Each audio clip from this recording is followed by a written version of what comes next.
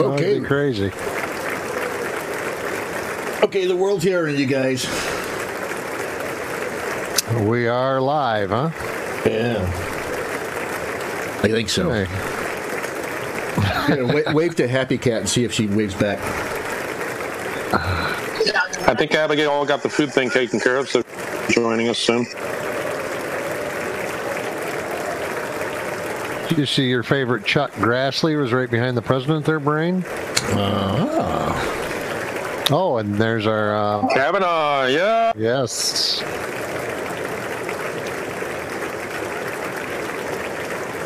There's Louis Gohmert from Texas. Yeah.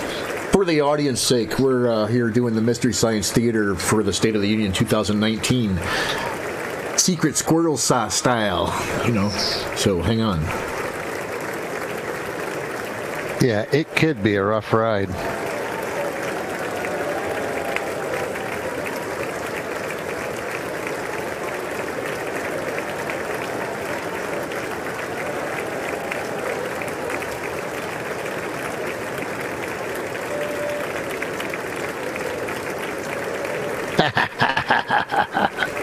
The token handshake to Pelosi.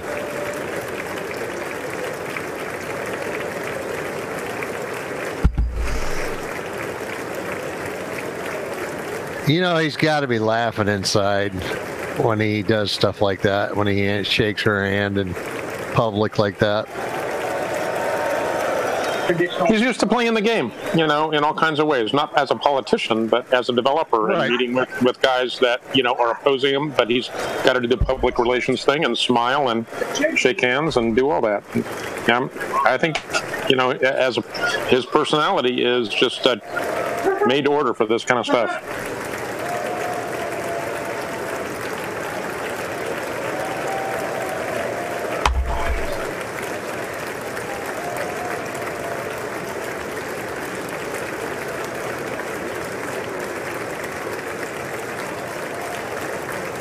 Anybody know who they are? Oh.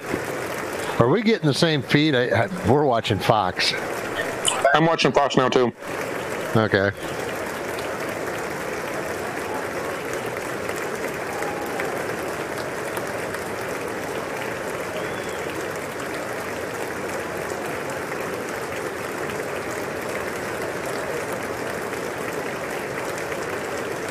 Brain, I'm not hearing that through the feed. You're not hearing the State of the Union through the feed? Nope. Are any of the other guys doing that or hearing it?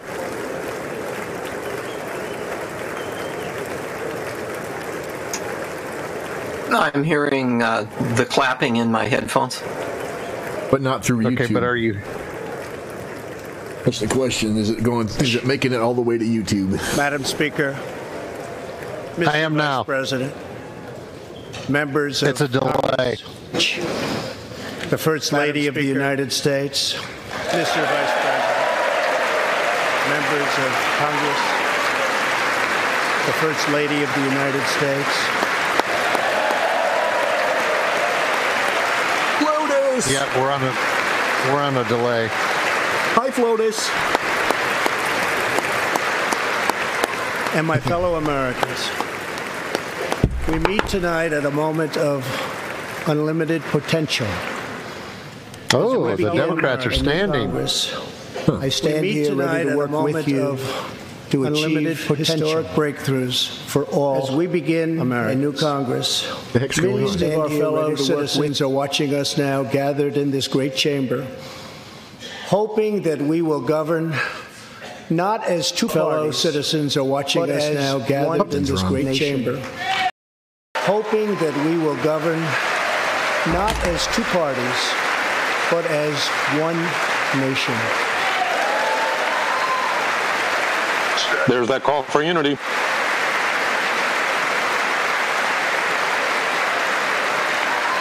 The agenda I will lay out this evening is not a Republican agenda or a Democrat agenda. It's the agenda of the American people. This evening is not a Republican agenda aimed on the or a Democrat promises. We're getting an echo, Brain. American jobs. Yeah, I know. I'm trying to figure out where it is. And fair trade for American workers. To rebuild and revitalize our nation's infrastructure. I didn't let her out. Reduce the price of health care and prescription drugs. Dead serious. To create an immigration system that is safe, price of health care, lawful, and modern prescription drugs, and secure. To create and to pursue an immigration foreign policy that puts safe America's interests first. There is a new opportunity in American politics if only we have the courage together to seize it.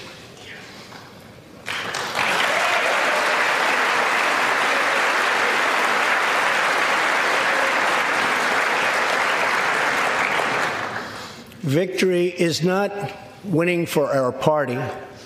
Victory is winning for our country. Victory is not winning for our party. I don't know what's going on.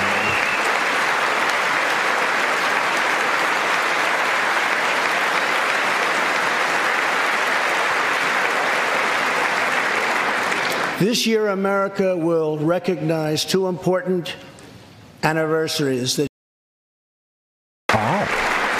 This year, America will recognize two important anniversaries that show us the majesty of America's mission and the power of American pride. In June, we mark 75 years since the start of what General Dwight D. Eisenhower called the Great Crusade, the Allied liberation of Europe in World War II. He's a Trump fan.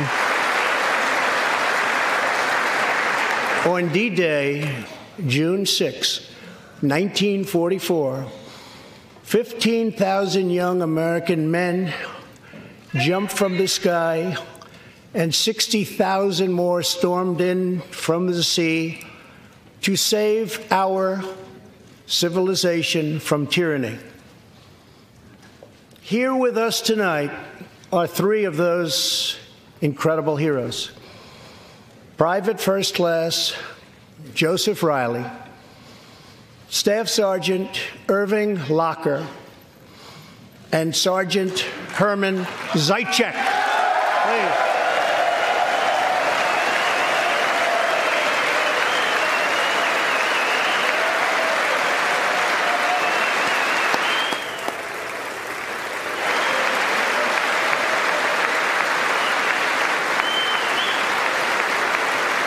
I wonder if they're going to say that he's trying to save white civilization. Oh, you know they'll bring something up.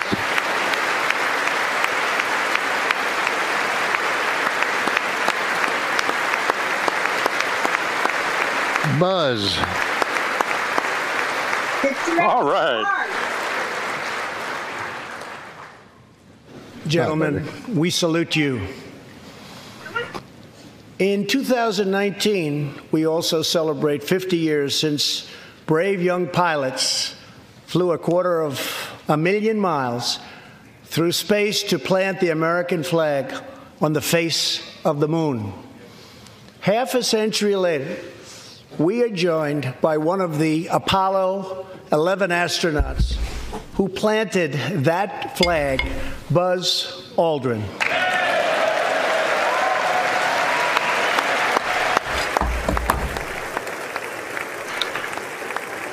Wonder why they show Elizabeth Warren. Or does she think she's one? I'm glad she's clapping. Does she think she's 1054th astronaut? I saw a tweet. Yeah, that's right. Front row are all the special guests. So that black gentleman was an executive in a plant that was being shut down and then reopened. Those kids are all going to be introduced. One of them is a cancer survivor. And so all of those special guests will be introduced during this program. Right before this started, I saw a tweet that Elizabeth Warren registered on an official legal document as American Indian, so she's in big trouble. In the 20th century, America saved freedom transformed science, redefined the middle class, and when you get down to it, there's nothing anywhere in the world that can compete with America.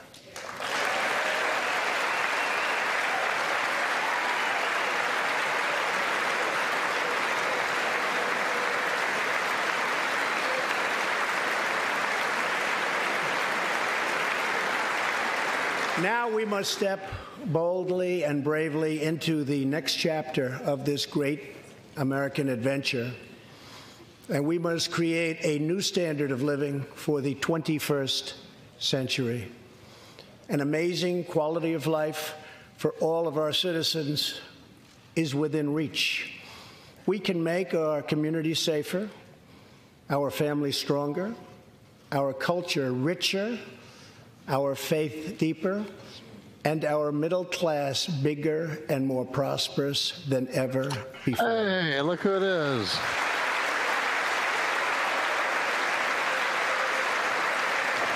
Ocasio. Scowling, not smiling. What do you know?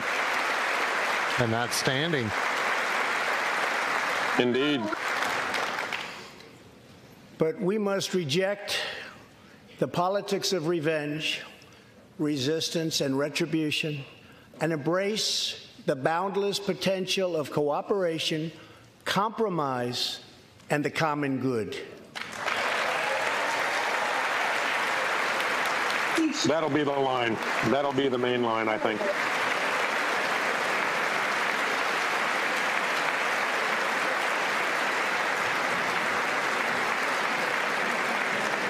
Together, we can break decades of political stalemate. We can bridge old divisions, heal old wounds, build new coalitions, forge new solutions, and unlock the extraordinary promise of America's future. Pelosi was actually looking happy. What's going on? Is ours. I think she's up there texting somebody or something. Between greatness or gridlock, results or resistance, some good drugs. Vision or vengeance, incredible progress or pointless destruction. Tonight, I ask you to choose greatness. Yeah.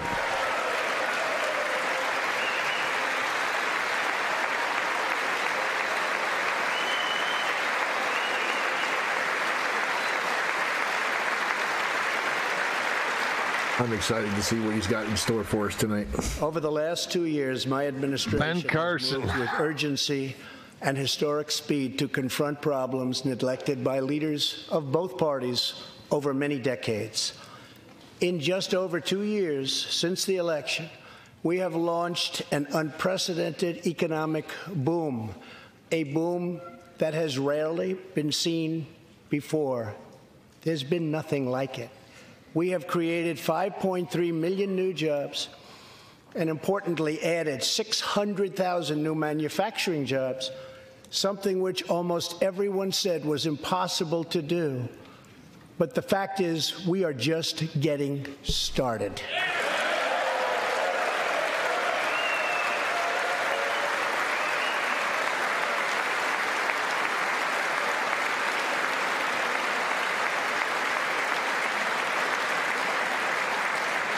Wages are rising at the fastest pace in decades and growing for blue-collar workers who I promised to fight for. They're growing faster than anyone else thought possible. Nearly 5 million Americans have been lifted off food stamps.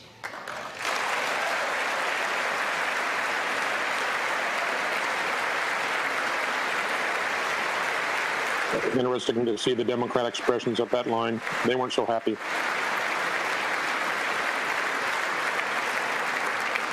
The U.S. economy is growing almost twice as fast today as when I took office, and we are considered far and away the hottest economy anywhere in the world, not even close.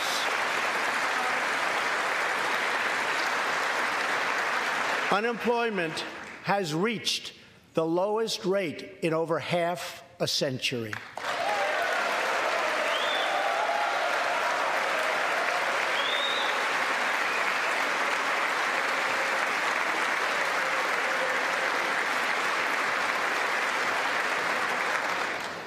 African American, Hispanic American, and Asian American unemployment have all reached their lowest levels ever recorded.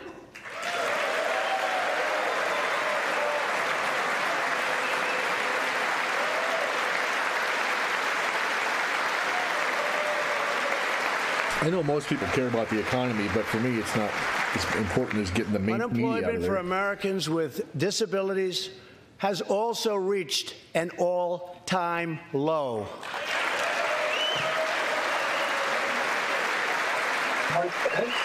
Yeah, and the Democrats aren't real happy about that. Isn't that funny?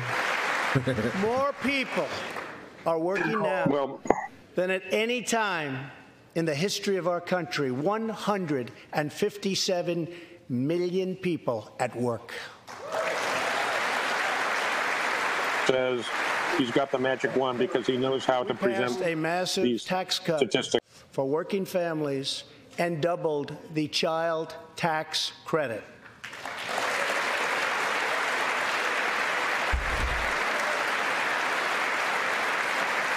Yeah, Nancy's not looking too happy back there. There's Steve Scalise in the middle. We virtually ended the estate tax, or death tax, as it is often called, on small businesses, for ranches, and also who's for that? family farms. Standing by herself.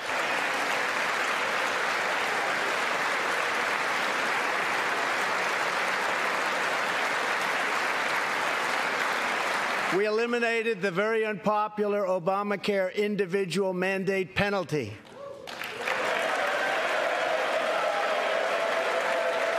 Yeah, I can see it now. Nancy's just trying to put a smile on. She's really just probably wanting to cry or something. And to give critically ill patients access to life-saving cures, we passed, very importantly, right to try. The Democrats are showing what they're made of right now. All these good things, and none of them are clapping, none of them are smiling. Has cut more regulations in a short period of time than any other administration during its entire tenure.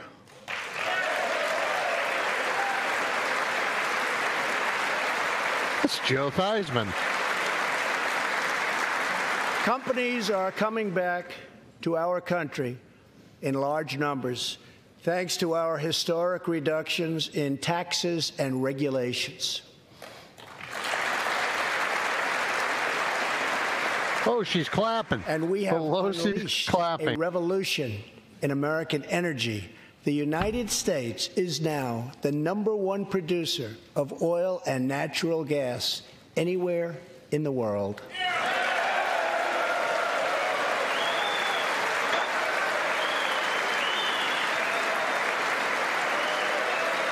Clapping at that one too. Oh yeah, there's all the white. That's the suffragette thing that they got going on. And now, for the first time, I think it's the suffragettes. 65 years, we are Ted Cruz. A net exporter of energy. which is actually the biggest, most important thing for the future. After 24 months of rapid progress, our economy is the envy of the world. Our military is the most powerful on earth by far. And they're Democrats, and they don't want it to be strong. He's standing up. What? I'm surprised about that. Not Cortez, though. She's sitting down. America is again winning each and every day.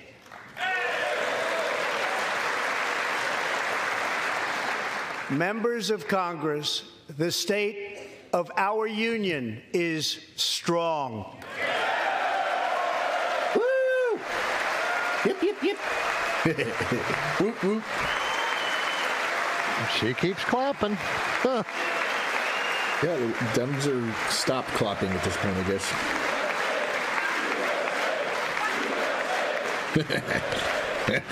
USA. That sounds so good.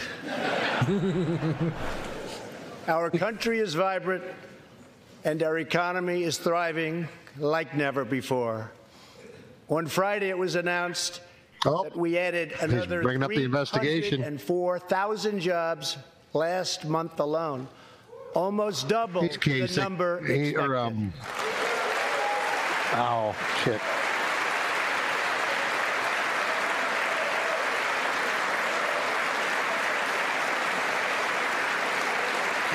We got a good line coming up here. An economic miracle is taking place in the United States, and the only thing that can stop it are foolish wars, politics, or ridiculous partisan investigations. Did you see her face? Oh my God.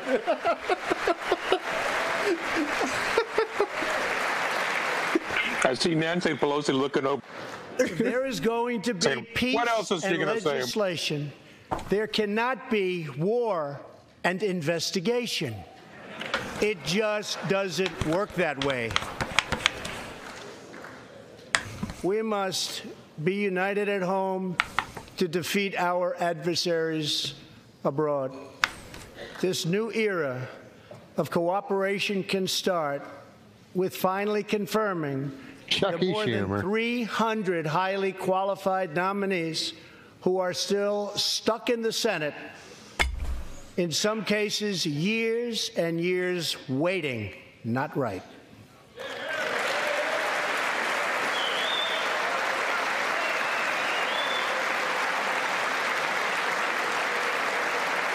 There's DC's, buddy. The Senate has failed to act on these nominations, which is unfair to the nominees and very unfair to our country. Now is the time for bipartisan action.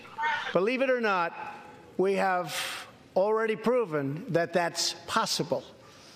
In the last Congress, both parties came together to pass unprecedented legislation to confront the opioid crisis, a sweeping new farm bill, historic VA reforms, and after 4 decades of rejection, we passed VA accountability so that we can finally terminate those who mistreat our wonderful veterans.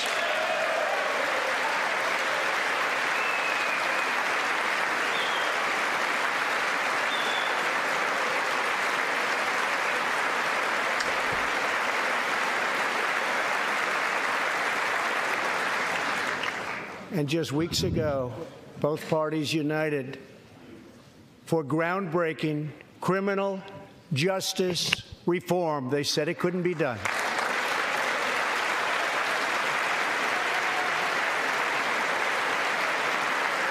Cortez lady, she seems to be like, yeah, she's got her own little clique back there. Last year, I heard through friends the story of Alice Johnson. I was deeply moved. In 1997, Alice was sentenced to life in prison as a first-time nonviolent drug offender.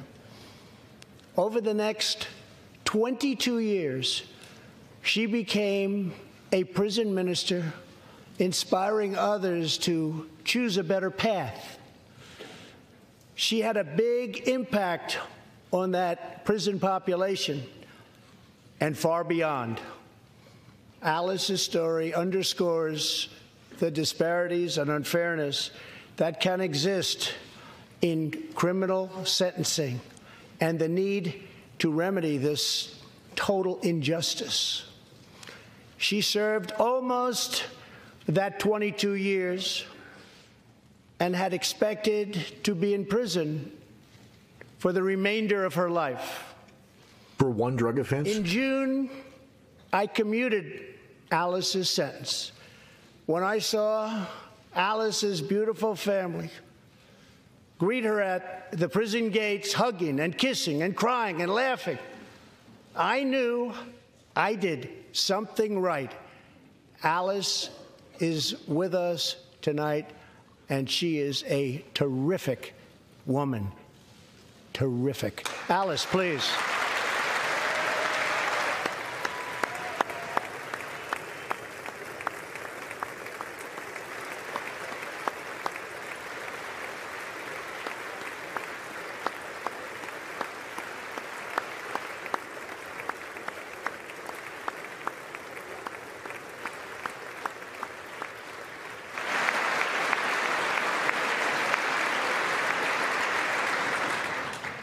Alice, thank you for reminding us that we always have the power to shape our own destiny. Thank you very much, Alice. Thank you very much.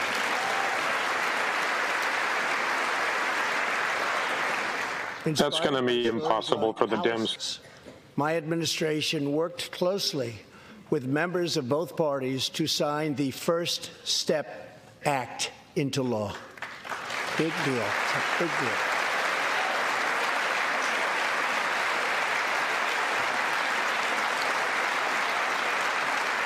This legislation reformed sentencing laws that have wrongly and disproportionately harmed the African American community. The First Step Act gives nonviolent offenders the chance to re-enter society as productive, law-abiding citizens.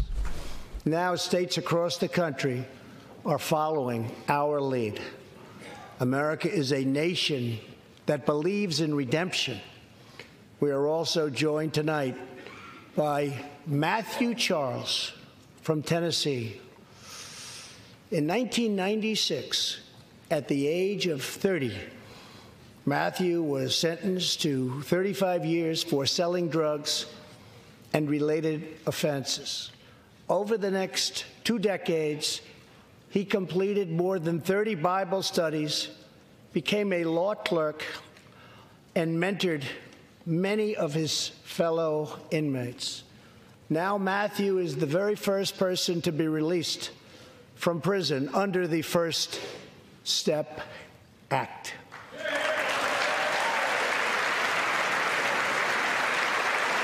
Matthew, please.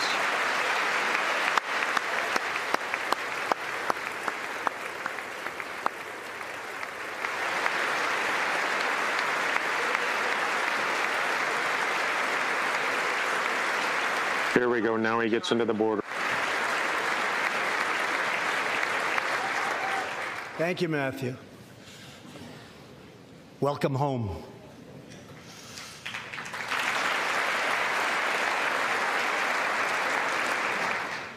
Now, Republicans and Democrats must join forces again to confront an urgent national crisis.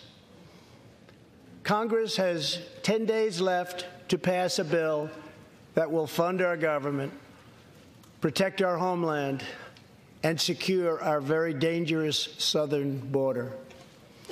Now is the time for Congress to show the world that America is committed to ending illegal immigration and putting the ruthless coyotes, cartels, drug dealers, and human traffickers out of business.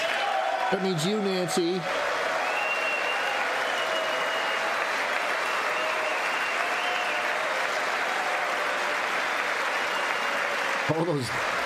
All those Democrat politicians up there that are upset about the prospect of losing their human trafficking. As we speak, large organized caravans are on the march to the United States. We have just heard that Mexican cities, in order to remove the illegal immigrants from their communities, are getting trucks and buses to bring them up to our country in areas where there is little border protection. I have ordered another 3,750 troops to our southern border to prepare for this tremendous onslaught. This is a moral issue. The lawless state of our southern border is a threat to the safety, security, and financial well-being of all America. We have a moral duty to create an immigration system that protects the lives and jobs of our citizens. This includes our obligation to the millions of immigrants living here today who followed the rules and respected our laws.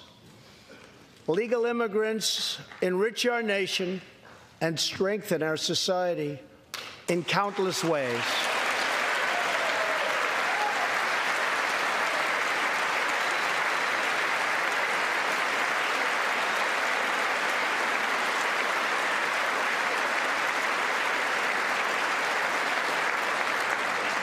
I want people to come into our country in the largest numbers ever, but they have to come in legally.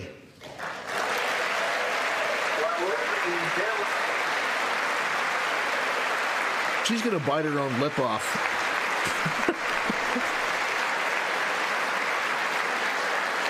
I'm mostly just watching Nancy's face. Tonight I am asking you to defend our very dangerous southern border out of love and devotion to our fellow citizens and to our country. No issue better illustrates the divide between America's working class and America's political class than illegal immigration. Wealthy politicians and donors push for open borders while living their lives behind walls and gates and guards.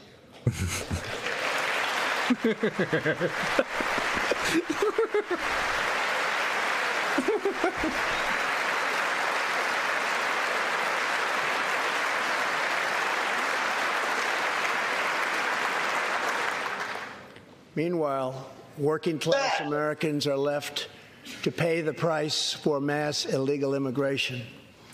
Reduced jobs, lower wages, overburdened schools, hospitals that are so crowded you can't get in, increased crime, and a depleted social safety net.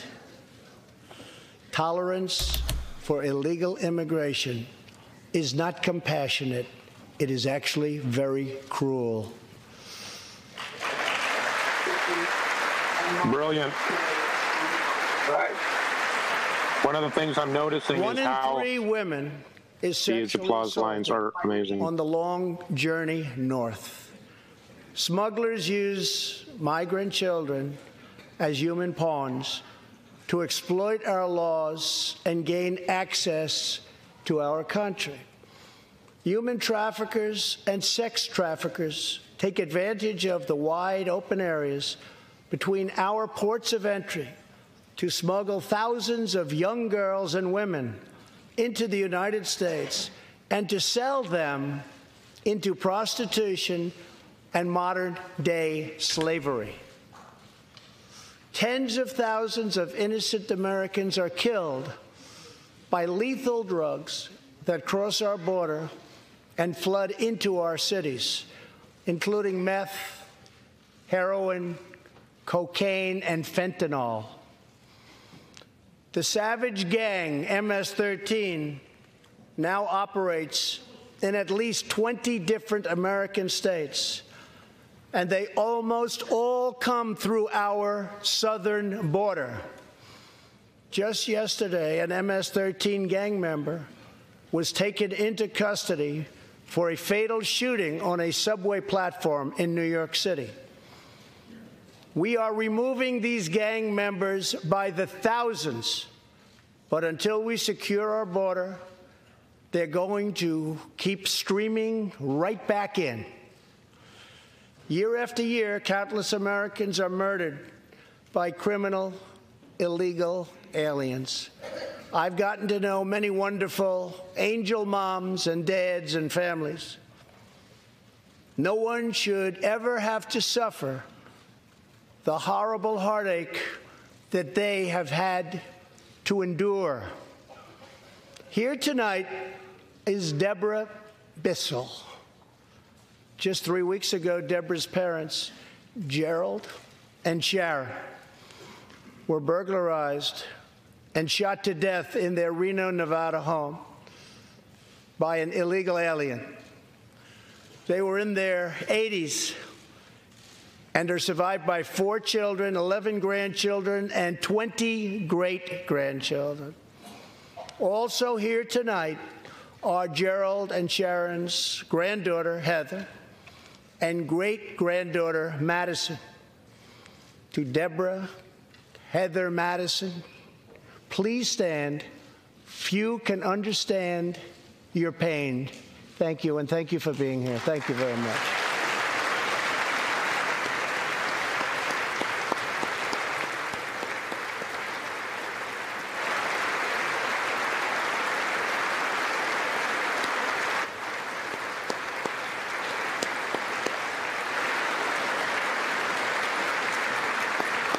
We switched to CNN, and so they're not doing the sympathetic shots. And I will fight for the memory of Gerald and Sharon, that it should never happen again.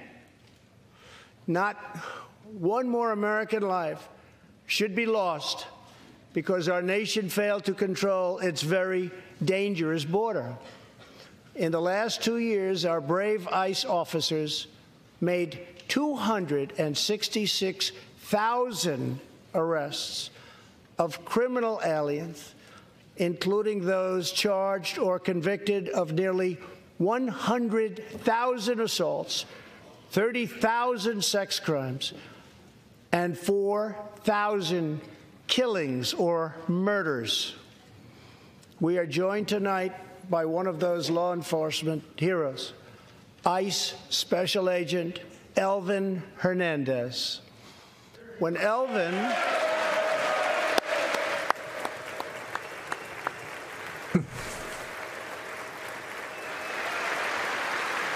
I wonder if we get to find out what Nancy's reading back there.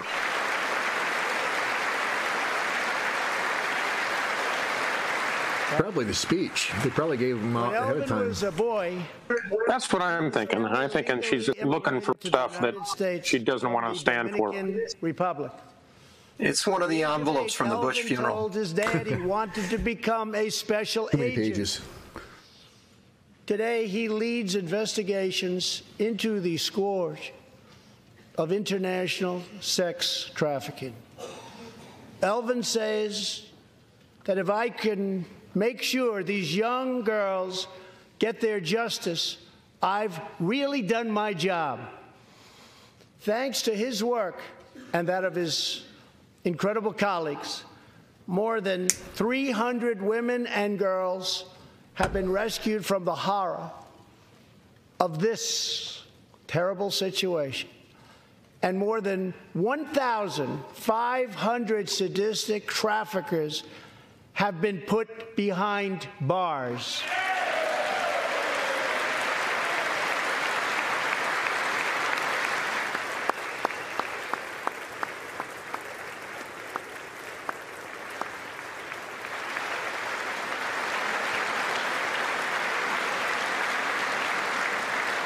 Thank you, Alvin. We will always support the brave men and women of law enforcement. And I pledge to you tonight that I will never abolish our heroes from ICE. Thank you.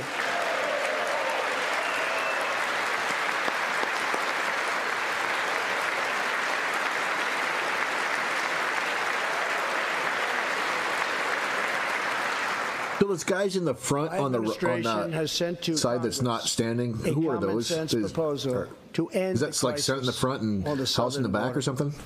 It includes humanitarian assistance, more law enforcement, drug detection at our as you're looking towards the crowd from Trump's vantage point on the right is his cabinet, and then on the left of the cabinet are the chiefs of staff of the military, and then Supreme Court. In the past, most of the people in this room voted for a wall, but the proper wall never got built. I will get it built.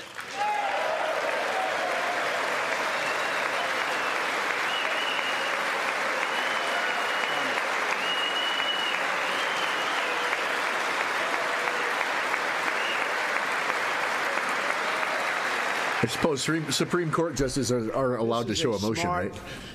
Strategic. They have a tradition, as the military does, of being relatively stoic during the entire speech. Deployed in the areas identified by the border agents as having the greatest need.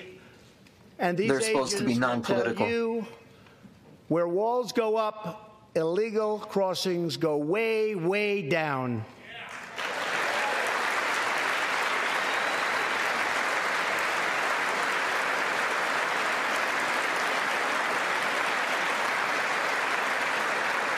Is that Pompeo? He's cool. San Diego used to have the most Pompeo next to Mnuchin in our country. In response, a strong security wall was put in place. This powerful barrier almost completely ended illegal crossings.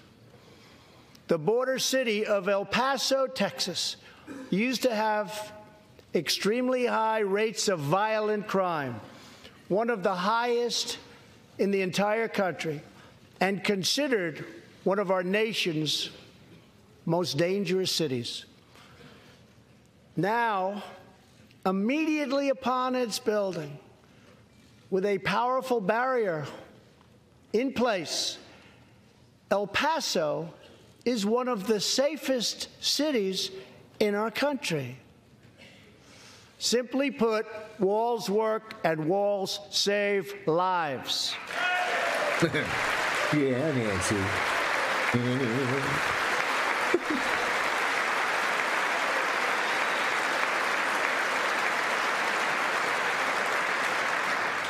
So let's work together, compromise, and reach a deal that will truly make America safe.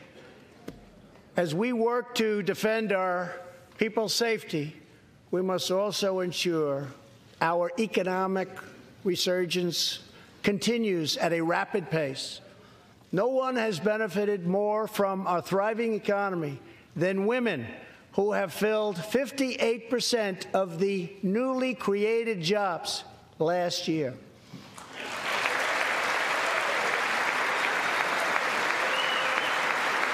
So what's the purpose of them showing the solidarity to the suffragettes if, women are like doing well, so why aren't the suffragettes? Yeah, there you go.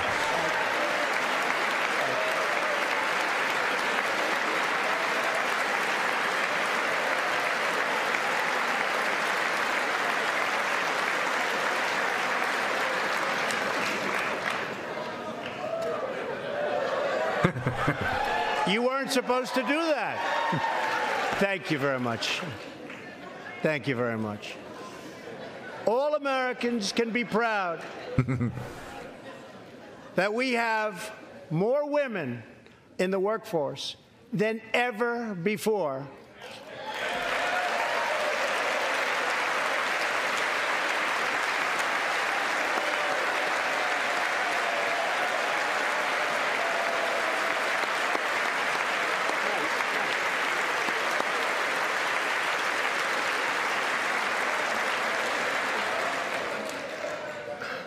Don't sit yet. You're going to like this. And exactly 1 century after Congress passed the constitutional amendment giving women the right to vote, we also have more women serving in Congress than at any time before.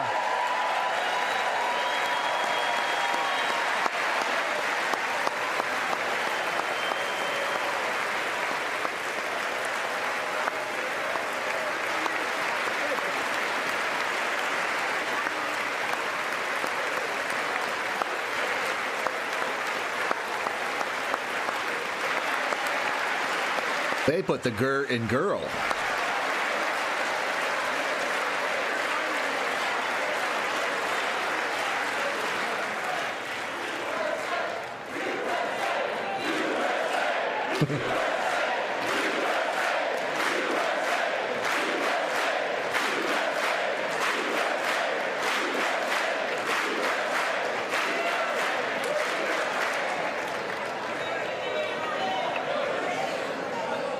That's great. Uh-oh, even the Democrats are happy. And congratulations. That's great. As part of our commitment to improving opportunity for women everywhere, this Thursday, we are launching the first ever government-wide initiative focused on economic empowerment for women in developing countries. To build on, thank you. To build on our incredible economic success, one priority is paramount: reversing decades of calamitous trade policies. So bad. We are now making it clear to China that after years of targeting our industries and stealing our intellectual property, the theft of American jobs and wealth has come to an end. Uh-oh, Diane, the dinosaur Feinstein is not going to be happy. You said your word, DC. China, China, China. Therefore, we recently imposed tariffs on $250 billion of Chinese goods, and now our Treasury is receiving billions and billions of dollars. But I don't blame China for taking advantage of us. I blame our leaders and representatives for allowing this travesty to happen. I have great respect for President Xi, and we are now working on a new trade deal with China. But it must include real structural change to end unfair trade practices, reduce our chronic trade deficit, and protect American jobs.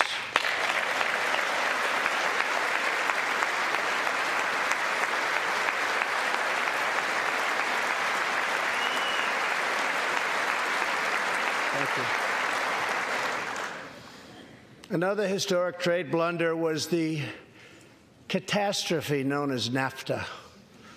I have met the men and women of Michigan, Ohio, Pennsylvania, Indiana, New Hampshire, and many other states whose dreams were shattered by the signing of NAFTA. For years, politicians promised them they would renegotiate for a better deal. But no one ever tried until now. Our new U.S.-Mexico-Canada agreement, the USMCA, will replace NAFTA and deliver for American workers like they haven't had delivered to for a long time. I hope you can pass the USMCA into law so that we can bring back our manufacturing jobs in even greater numbers, expand American agriculture, protect intellectual property, and ensure that more cars are proudly stamped with our 4 beautiful words, made in the USA.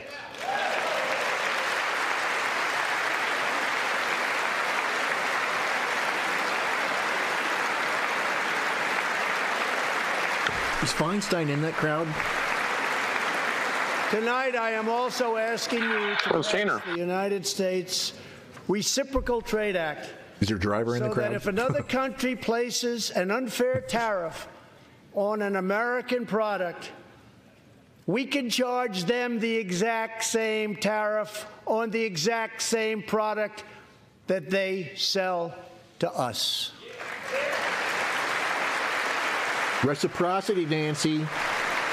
Get it through your head. That's what fair means. Both parties should be able to unite for a great rebuilding of America's crumbling infrastructure.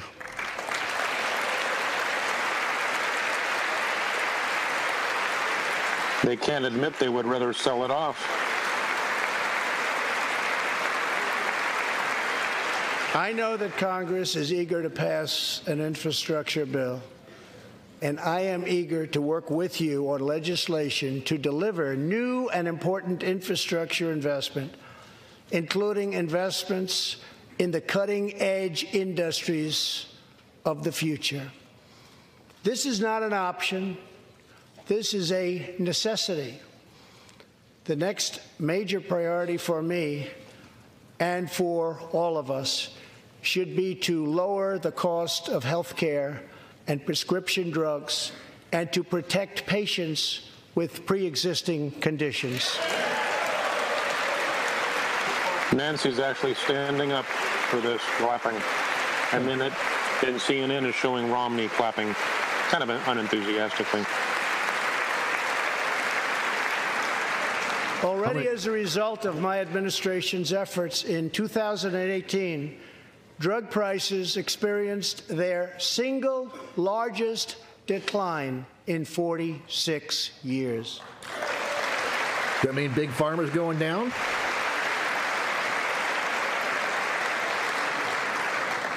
One can hope. But we must do more. It's unacceptable that Americans pay vastly more than people in other countries for the exact same drugs, often made in the exact same place. This is wrong. This is unfair. And together, we will stop it. And we'll stop it fast.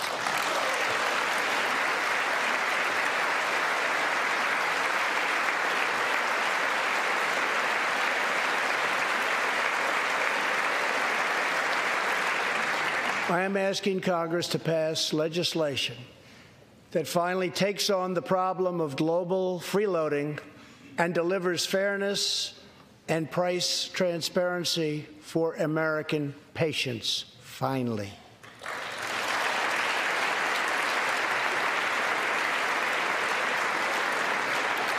We should also require drug companies, insurance companies, and hospitals to disclose real prices to foster competition and bring costs way down.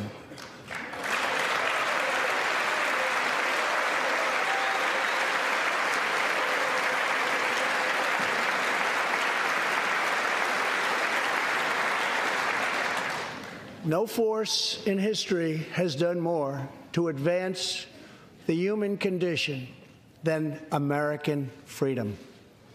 In recent years, Great line.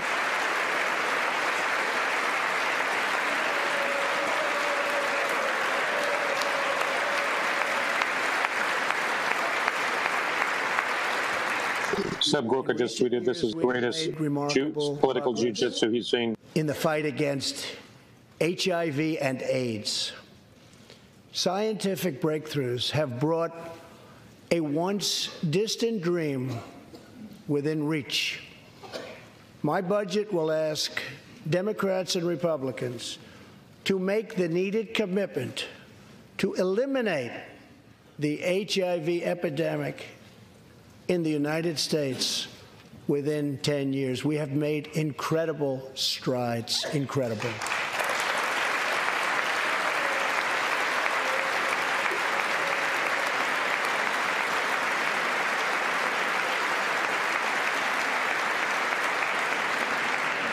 Together, we will defeat AIDS in America and beyond.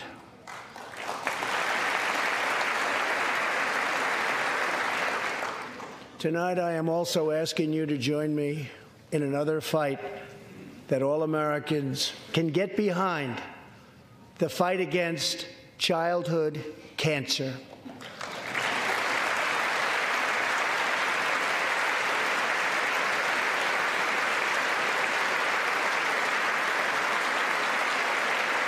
I suppose this is just a bringing people together. Joining speech, Melania in the gallery this evening is a very brave 10-year-old girl, Grace Eline. Every birthday,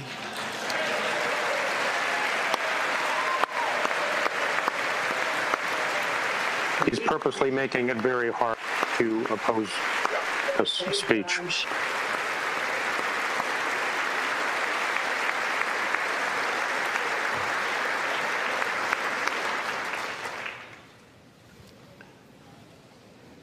Hi, Grace. Every birthday since she was 4, Grace asked her friends to donate to St. Jude's Children's Hospital. She did not know that one day she might be a patient herself. That's what happened. Last year, Grace was diagnosed with brain cancer. Immediately, she began radiation treatment. At the same time, she rallied her community and raised more than $40,000 for the fight against cancer.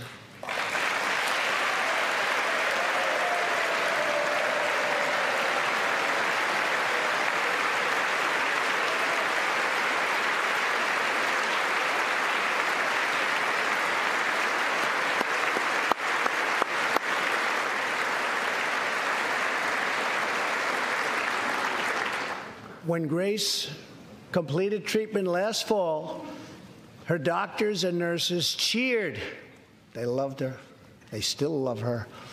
With tears in their eyes as she hung up a poster that read, "Last day of chemo."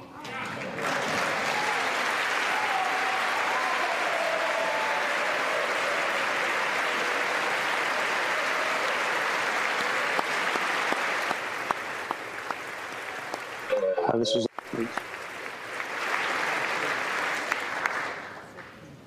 Thank you very much, Grace. You are a great inspiration to everyone in this room. Thank you very much. Many childhood cancers have not seen new therapies in decades. My budget will ask Congress for $500 million over the next 10 years to fund this critical life-saving research.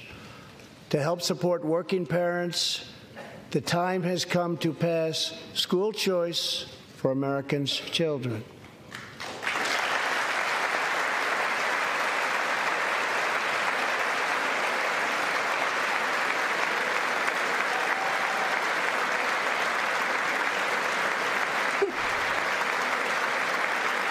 I am also proud to be the first president to include in my budget a plan for nationwide paid family leave, so that every new parent has the chance to bond with their newborn child.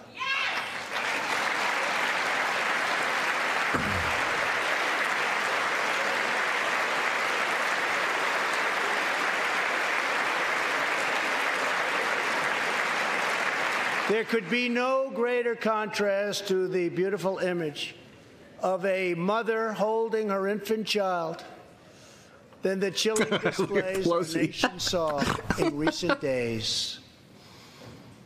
Lawmakers in New York cheered with delight upon the passage of legislation that would allow a baby to be ripped from the mother's womb moments from birth. These are living, feeling, beautiful babies who will never get the chance to share their love and their dreams with the world. And then we have all of the women in white the governor of standing Virginia, quiet. So I'm not where standing. he stated he would execute a baby after birth. To defend the dignity of every person, I am asking Congress to pass legislation to prohibit the late-term abortion of children who can feel pain in the mother's womb. All the women in white sitting down, not clapping.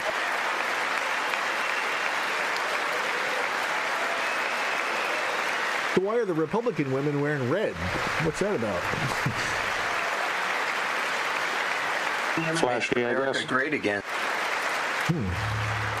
Let us work together to build a culture that cherishes innocent life.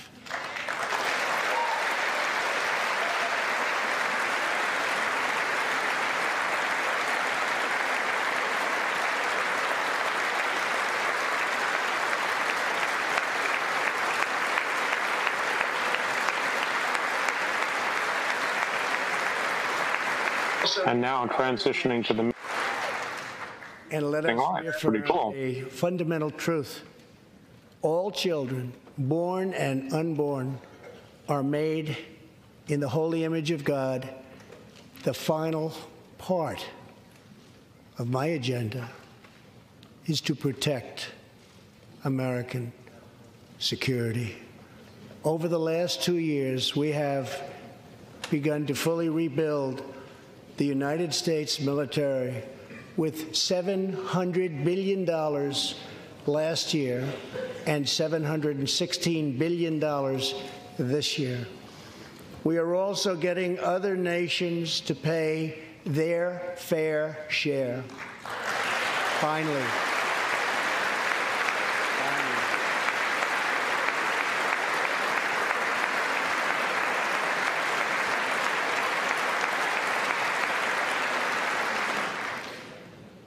For years, the United States was being treated very unfairly by friends of ours, members of NATO. But now we have secured, over the last couple of years, more than $100 billion of increase in defense spending from our NATO allies. They said it couldn't be done. He knows that's a small number. It sounds.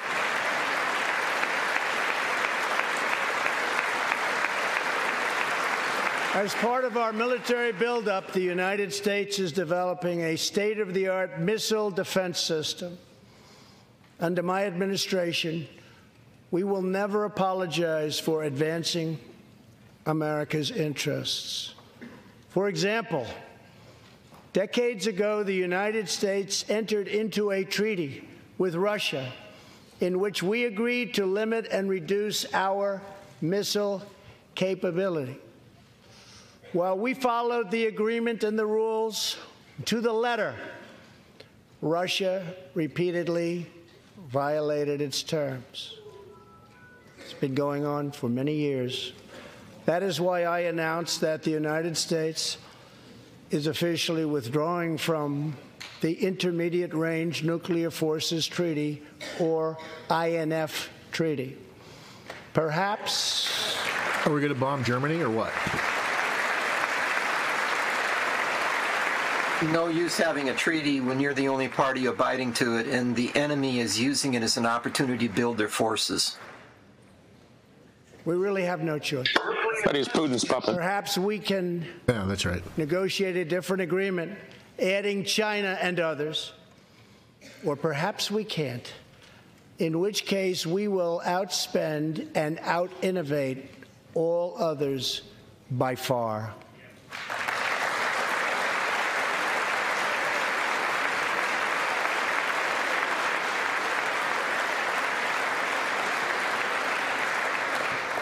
As part of a bold new diplomacy, we continue our historic push for peace on the Korean Peninsula. Our hostages have come home. Nuclear testing has stopped, and there has not been a missile launch in more than 15 months. If I had not been elected President of the United States, we would right now, in my opinion, be in a major war with North Korea.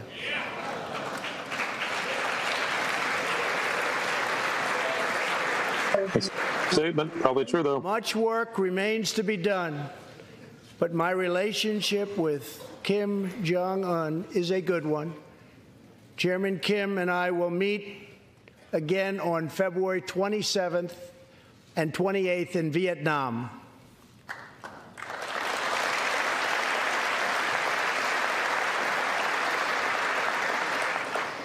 Two weeks ago, the United States officially recognized the legitimate government of Venezuela and its new president, Juan Guaido. Yay.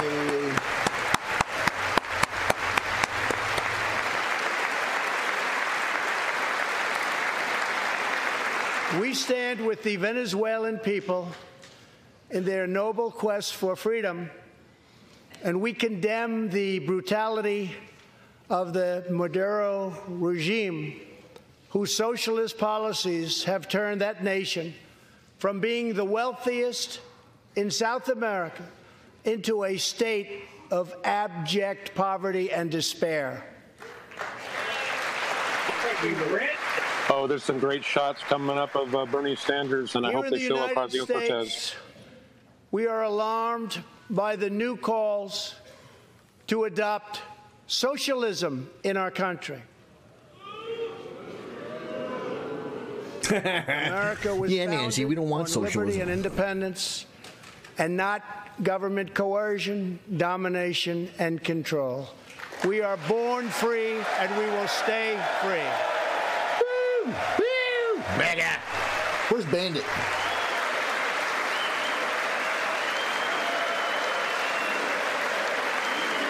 Come on, Bandit. He's pumping us up. I want to hear some Bandit. Rock, rock, rock, rock. Oh, there's a great line coming up here. Tonight, we renew our resolve that America will never be a socialist country. Yeah, baby.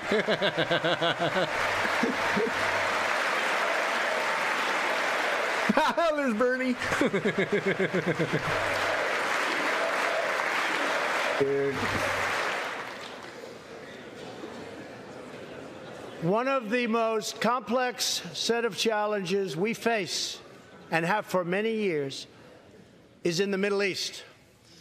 Our approach is based on principled realism, not discredited theories that have failed for decades to yield Marxists. They keep teaching Marxism in school, and it's like it doesn't work. People recognize get over it. The true capital of Israel and proudly opened the American embassy in Jerusalem.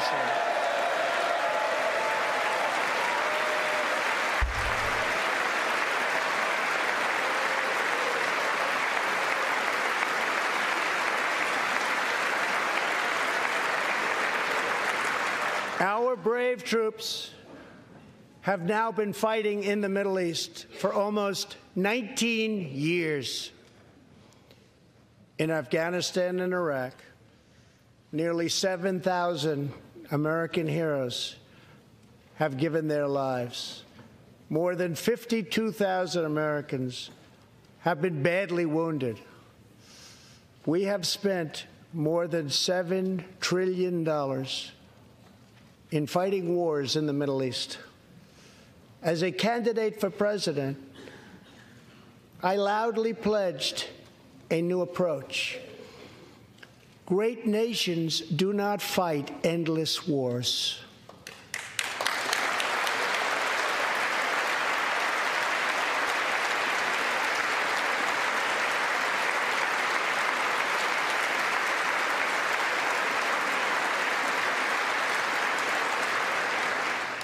When I took office, ISIS controlled more than 20,000 square miles in Iraq and Syria just 2 years ago.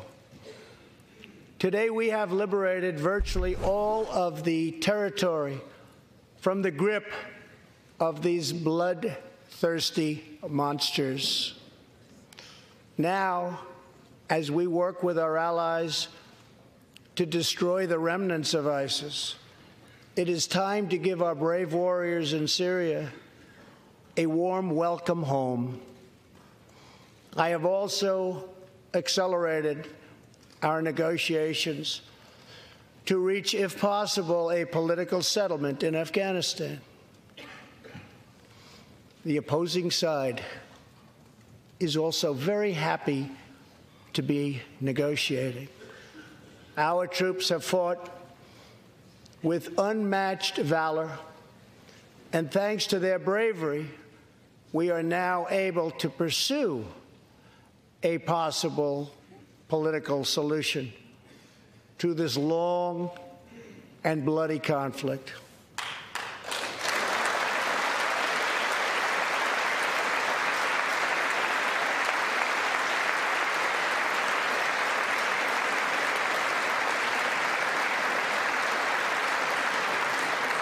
In Afghanistan, my administration is holding constructive talks with a number of Afghan groups, including the Taliban. As we make progress in these negotiations, we will be able to reduce our troops' presence and focus on counterterrorism, and we will indeed focus on counterterrorism. We do not know whether we'll achieve an agreement, but we do know that after 2 decades of war, the hour has come to at least try for peace, and the other side would like to do the same thing. It's time.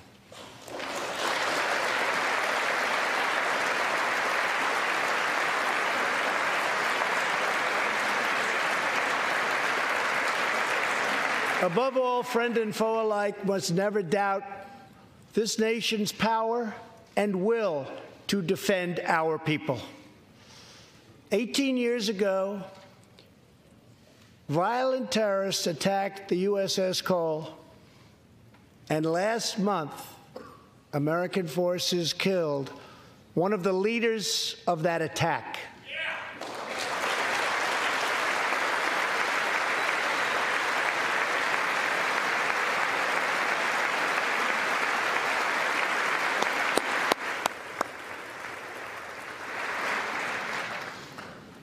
We are honored to be joined tonight by Tom Wibberley, whose son, Navy seaman Craig Wibberley, was one of the 17 sailors we tragically lost. Tom, we vow to always remember the heroes of the USS Cole. Thank you, Tom.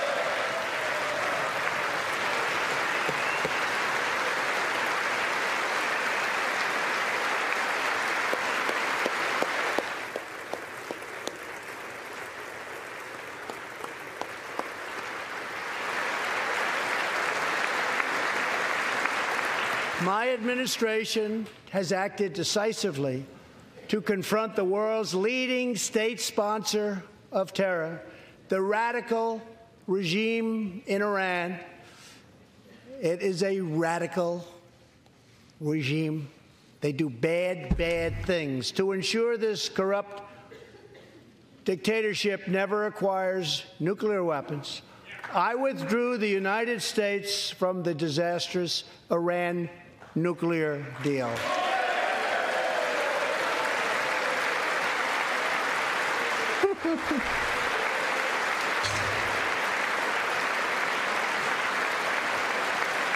And last fall, we put in place the toughest sanctions ever imposed by us on a country.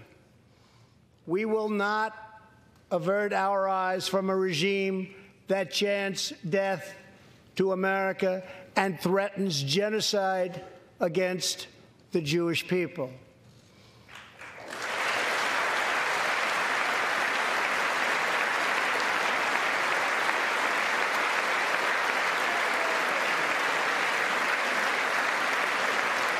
We must never ignore the vile poison of anti-Semitism or those who spread its venomous creed.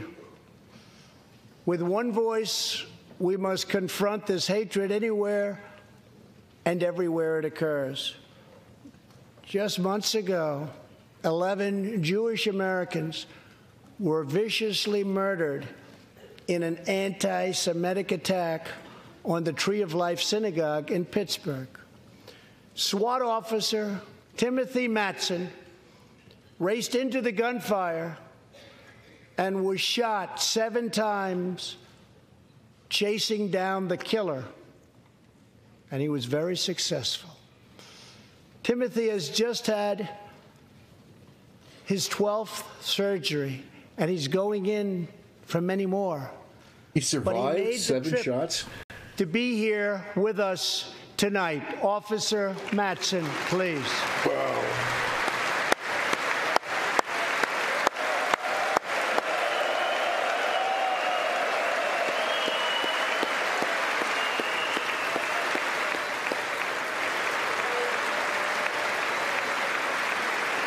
Good guy with a gun.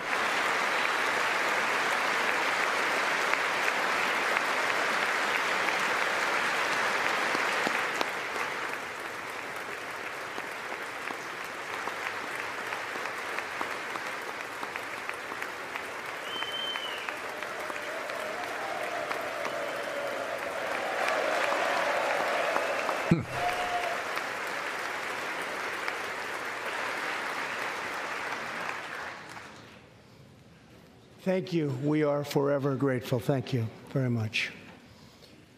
Tonight, we are also joined by Pittsburgh survivor, Judah Samet. He arrived at the synagogue as the massacre began.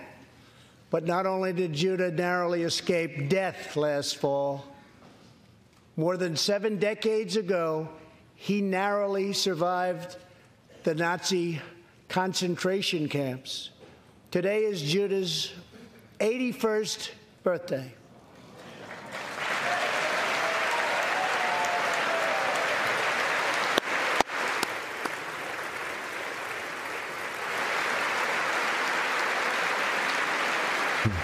He seems like a happy guy. Yeah, Trump's a Nazi, though, isn't he?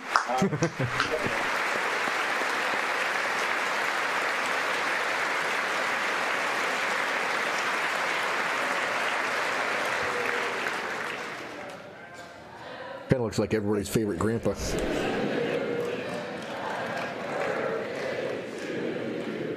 Great.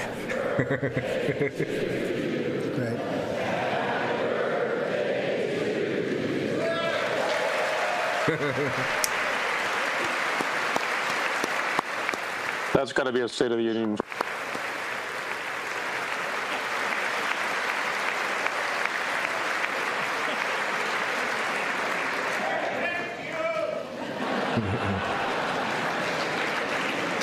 They wouldn't do that for me, Judah. Judah says he can still remember the exact moment nearly 75 years ago, after 10 months in a concentration camp, when he and his family were put on a train and told they were going to another camp. Suddenly, the train screeched to a very strong halt. A soldier appeared. Judah's family braced for the absolute worst. Then his father cried out with joy, "It's the Americans! It's the Americans!"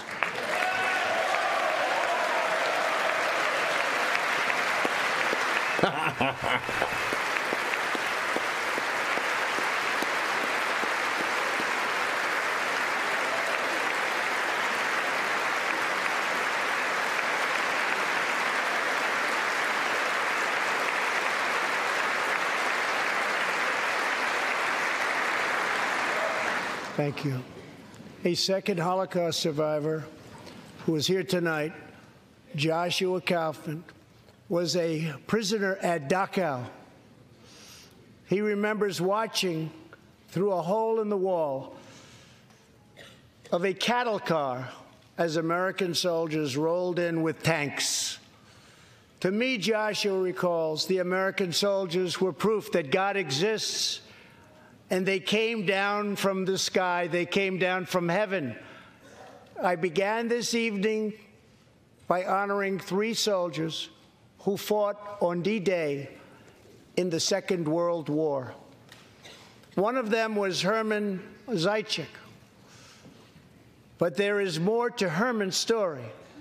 A year after he stormed the beaches of Normandy, Herman was one of the American soldiers who helped liberate Dachau.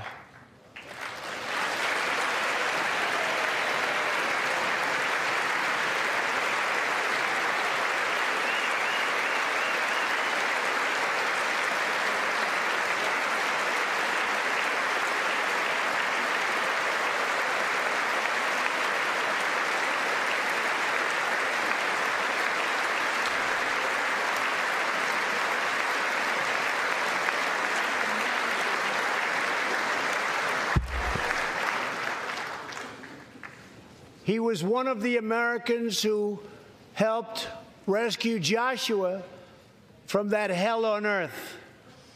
Almost 75 years later, Herman and Joshua are both together in the gallery tonight, seated side by side, here in the home of American freedom. Herman and Joshua, your presence this evening is very much appreciated. Thank you very much.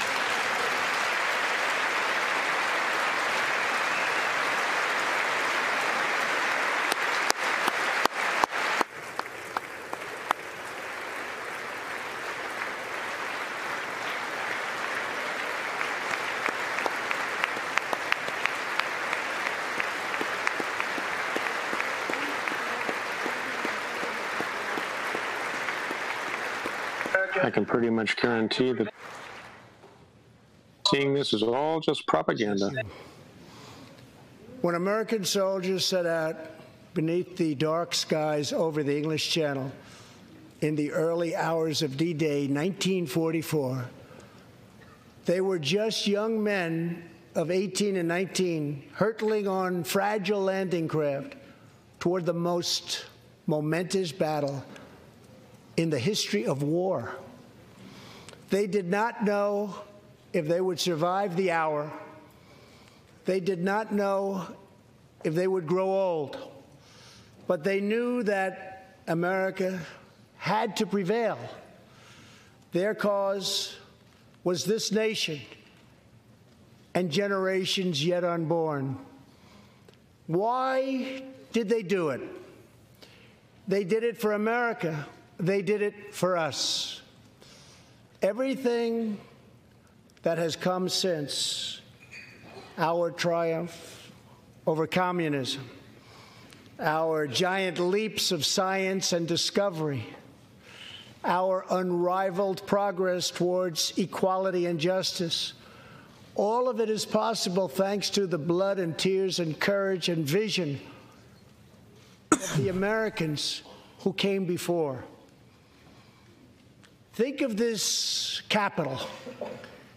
Think of this very chamber where lawmakers before you voted to end slavery, to build the railroads and the highways and defeat fascism, to secure civil rights, and to face down evil empires.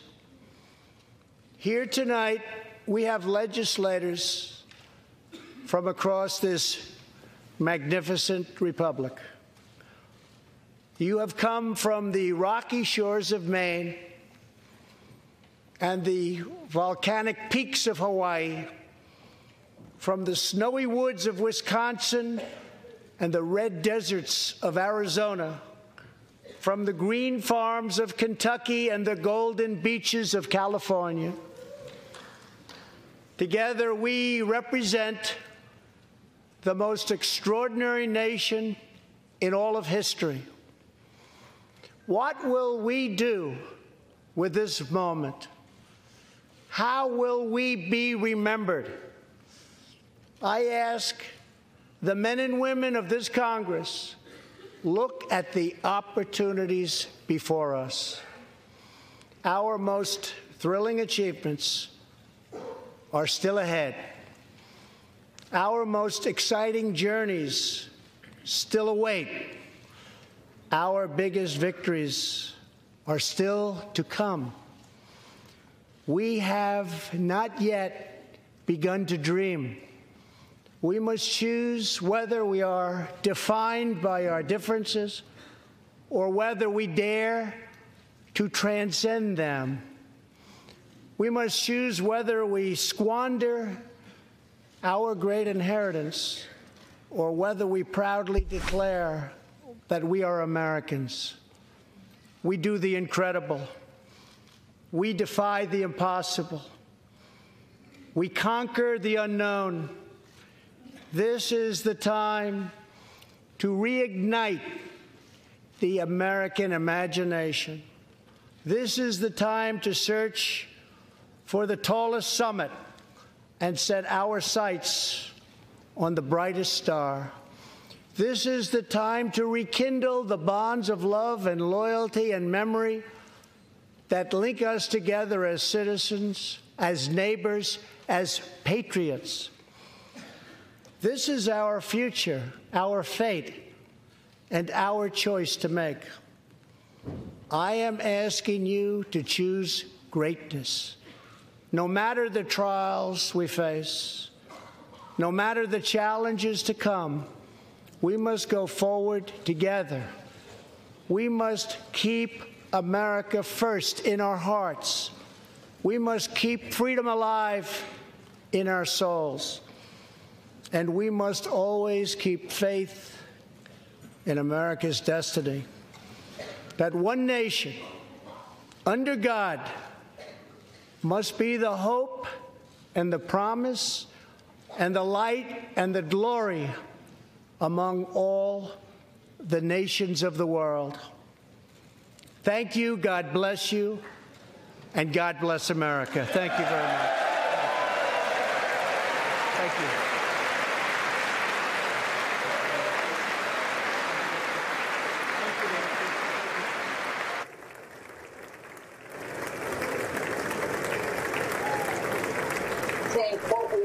Well, I don't know about you guys, but I think that basically what he did there was just present the case that we can go forward into making America great again through his leadership with pretty much anybody that opposes him is going to look kind of ridiculous because it's just built on common sense.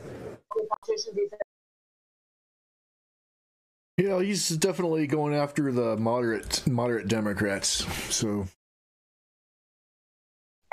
yeah, and putting the total kibosh on the idea that America could become socialist. Oh yeah, he wanted that known for sure. Well, it's gonna take me a while to process that stuff. Well, the overwhelming theme through the entire speech was, let's concentrate on the positive, the things that we have done together and succeeded with in the past, and put the pettiness, the petty politics, and the differences of opinion that really don't matter, concentrate on the big things, push the little things aside, and work together. He's continuing to reach his hand out across the aisle for compromise. He used that word more than once, compromise and the ability to negotiate with the other side. But you can only negotiate when the other side as well reaches their hand out. And now it's up to the Democrats and for us to see how they respond. Yeah, he definitely made it clear that you're either with me or against me. And if you're against me, you're un-American. I mean, it can't be any clearer than that. Yeah, that's why I said that, you know, I know that all the patriotic themes there that the left is going to dust just off their that's propaganda, you know, and they're just going to blow it off like that. And those that are the dyed-in-the-wool Obama loyal Democrats that aren't going to be persuaded by anybody, you know, the Ocasio-Cortezes and that crowd. But he's thinning them out. There are fewer and fewer of them because they know that ultimately America wants to be together. They don't like this division. Yep.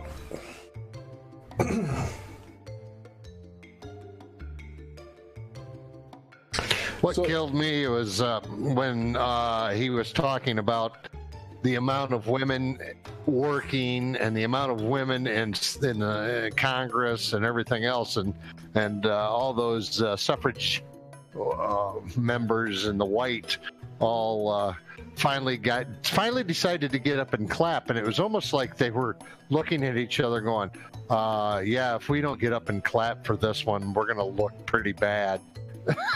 Yep. I think he probably speech for them, and then they were about to sit down, and he said, "Don't sit down yet. I've got something good coming up," and it was about how there were more women in Congress than there'd ever been in the past. Mm-hmm.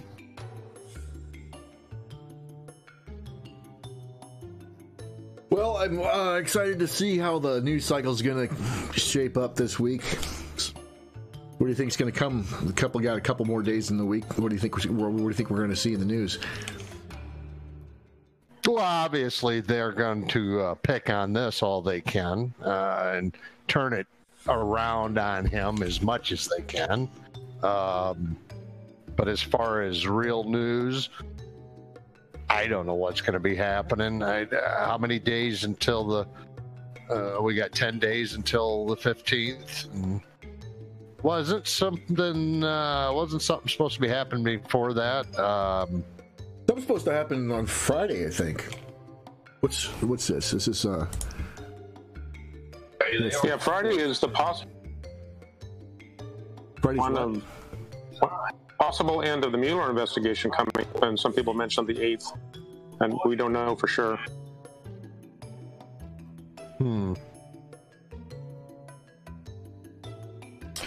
Well, everybody, it's time for us to head home, I guess. Well, I am home, and you're home probably too, but, you know. Good hanging out with you guys. Yeah. Thanks for doing this brainstorm. Appreciate it. We gotta do Thanks more for real. Good to be here. We gotta do more watch parties in the future. It's fun. Yeah. Just look for an excuse. Catch you later. Adios. All right. God bless. Have a good night.